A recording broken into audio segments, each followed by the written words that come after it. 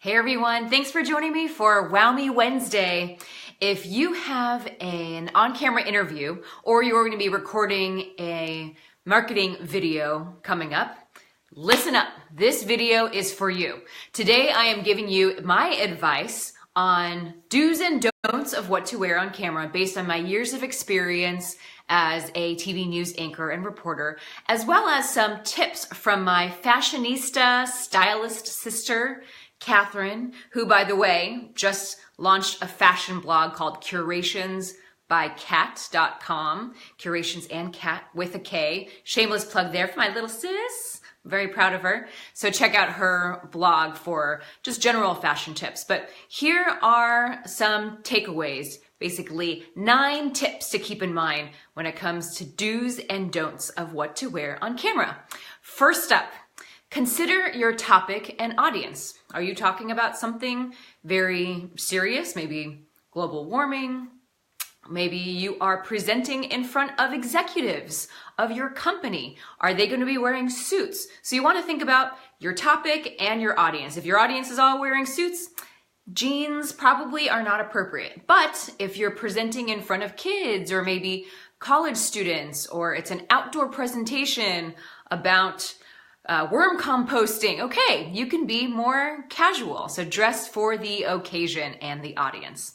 Tip number 2, do wear solid jewel tones. What I mean by that is emerald green, like this, like what I'm wearing. I brought a couple of other examples too.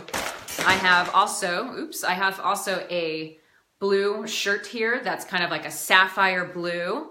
And this pink shirt here is also quite catchy on camera. I've worn all of these on camera before and they play off really well. Now I know this one has a pattern. It's not solid like I was talking about, but I'll get to that in a little bit when it comes to patterns. Give me one sec. The beauty of live TV, right? I'm gonna set up my notes here. All right, tip number 3, don't wear black or white. Black, while you may think is slimming, not necessarily on camera. It could create more shadows and it blends in with dark hair like mine. Don't wear white, it can wash you out. Tip number 4, don't wear busy patterns. So back to the patterns I was talking about. And I point out busy patterns in particular, especially like stripes and polka dots, especially those that are really close together, because it can create a dizzying effect on camera. But my shirt earlier, like I showed you, this pink one with the checkers being wide enough, I think is not distracting. Some people may not disagree, but I think that I pulled that off okay when I wore that on camera. Tip number 5, another don't wear shiny fabrics like satin or velvet. That can be distracting too and reflect off of the lights. Tip number 6, don't wear strappy tank tops or dresses. That can come off unprofessional. So, and your bra strap might show, and also logistically, it might be hard to pin a lapel or lavalier microphone to your strap. It might fall off. Tip number 7, don't wear logos or brand names that are all over your clothes. That can be distracting. That could be an endorsement you don't mean to give, and maybe a viewer doesn't like what you're wearing or that particular brand, so just stay away from those. Tip number 8, don't wear super flashy jewelry. And I'm saying super flashy because I do sometimes wear chunky, flashy necklaces. But depending on the lighting, if you're in a studio, there's a lot of lights, or maybe you're outdoors. So it kind of depends on the light, and you're going to have to talk to the photographer, or you're going to have to talk to the person behind your camera phone to determine, is it distracting? Is it blinding?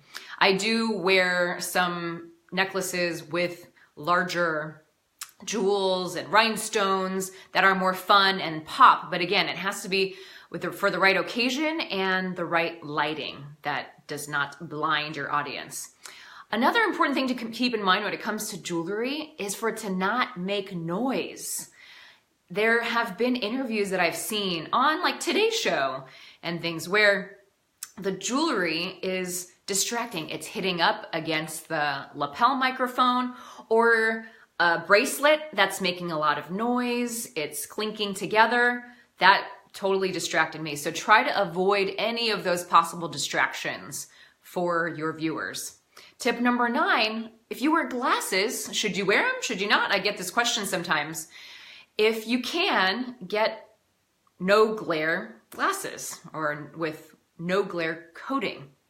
If you don't have a no glare coating on your glasses, then maybe opt for not wearing them. Hopefully you're not needing notes or a script, so you might not need them anyways. But again, this is something to talk about if this is in a studio for a news interview, something to talk about with the photographer and or the director to make sure that it's not distracting and causing a glare.